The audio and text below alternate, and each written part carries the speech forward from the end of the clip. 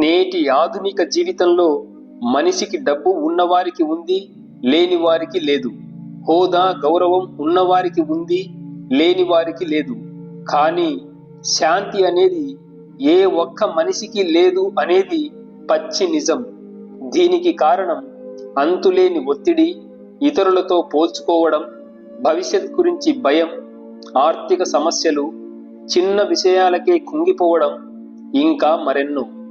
మనం ఎన్ని గుళ్ళకు వెళ్ళినా, ఎంత దానం చేసినా మనసులో ఈ అలజడి తగ్గకపోతే ప్రయోజనం శూన్యం.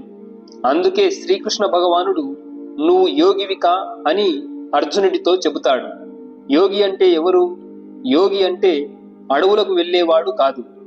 ఎవరు సమస్యలు వచ్చినప్పుడు బెదిరిపోరో, ఎవరు విజయం వచ్చినప్పుడు పొంగిపోరో, ఎవరు తన పనిని ఫలితం ఆశించకుండా శ్రద్ధగా చేస్తారో వారే నిజమైన యోగులు.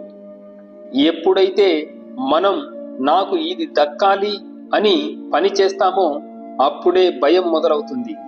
నా పని నేను 100% శ్రద్ధతో చేస్తాను, ఫలితం దేవుడి ఇష్టం అనుకోండి, ఒత్తిడి మాయమవుతుంది. పుణ్యం కోసం పెద్ద యజ్ఞాలు చేయక్కర్లేదు. రోజుకు ఓ అరగంట ధ్యానం, ఉదయం లేవగానే 2 నిమిషాలు మౌనం, మీ సమయాన్ని, ఓర్పుని ఇతరుల కోసం ఇవ్వడం, ప్రతిఫలం ఆశించకుండా చేసే చిన్న సహాయం మనసులోని స్వార్థాన్ని కడిగేస్తుంది. రోజు పడుకునే ముందు ఒక్కసారి ఆలోచించండి, ఈ రోజు నేను ఎక్కడ కోప్పడ్డాను, ఎక్కడ అసూయపడ్డాను, ఎక్కడ దేనికి భయపడ్డాను. మన తప్పులను మనం గమనిస్తే వాటిని సరిదిద్దుకునే శక్తి వస్తుంది. జీవితం ఎప్పుడూ మనం అనుకున్నట్లు ఉండదు.